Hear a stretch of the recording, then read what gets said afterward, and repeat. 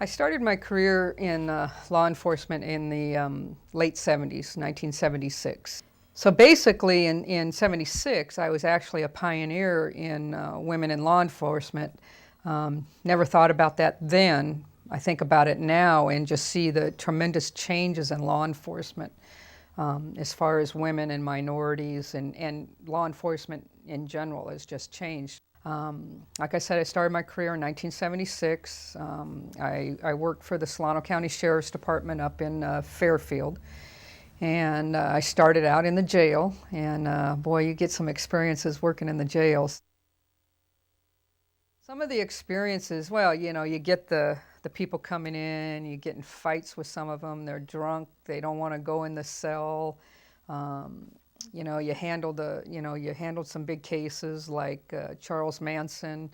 I was up there when Charles Manson was up in the Vacaville State Penitentiary, and he was coming through our court system, so he came through our jails.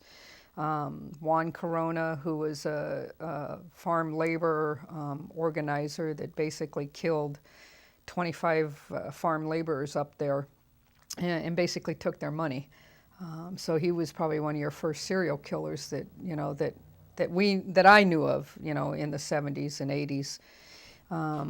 We had Cesar Chavez up there because we had a lot of farming, so we had some strikes and stuff, and it was called the Tomato Wars because it was always in the tomato fields, and the riots would happen, and we got tomatoes, a lot of tomatoes thrown at us. Maybe that's why I hate tomatoes, I'm not sure.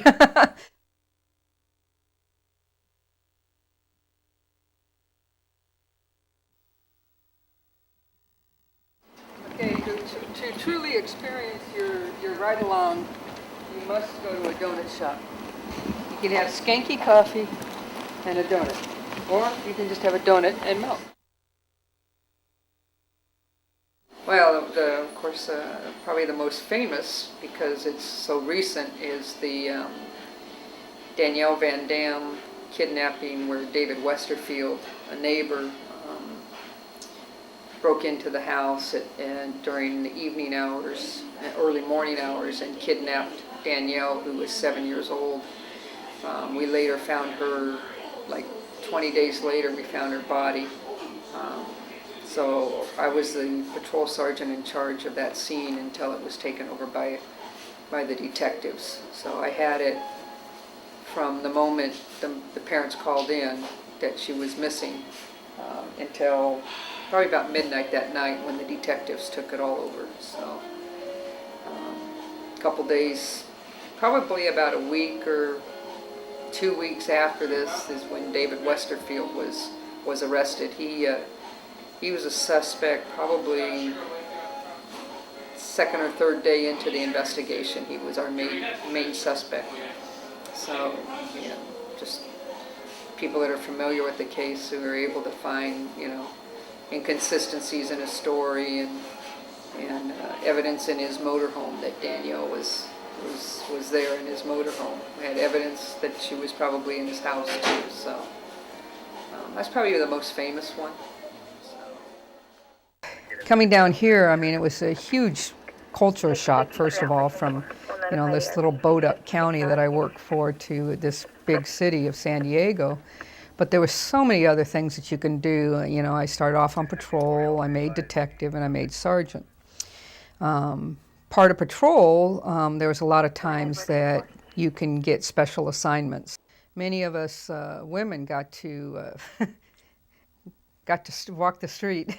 We didn't get paid for it, though. We didn't have to do anything, but we were decoys for a prostitution bus. So we were actually the prostitutes out there getting the Johns, which are the guys that come up and ask for one sexual favor or another or a whole bunch, and you just direct them someplace and then they'd be arrested.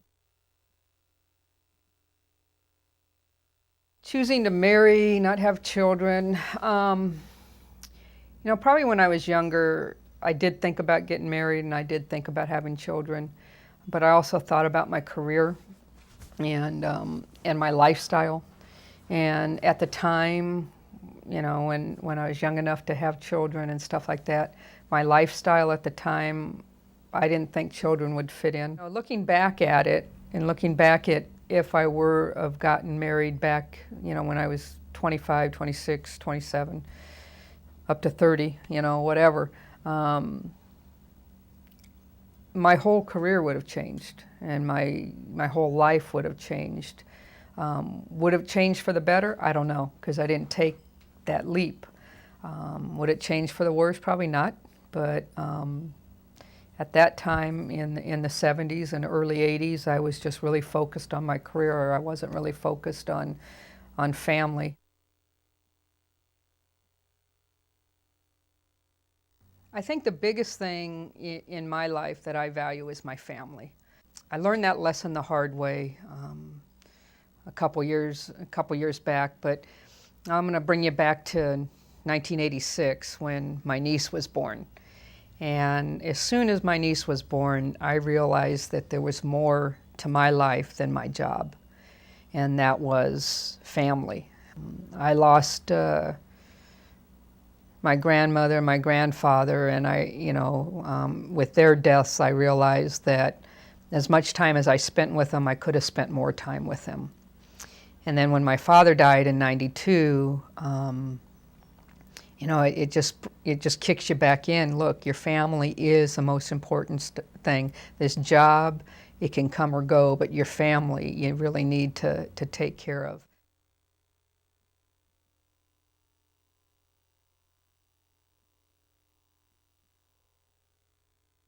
No matter what you do in your life, whether it's law enforcement, doctor, film producer, actor, anything like that, if I can say anything to anybody, your family should be the most important thing in your life. Your job, you can always get a job. If it means flipping burgers someplace, you can do that, but you can't replace your family and your friends. Don't let your job consume you.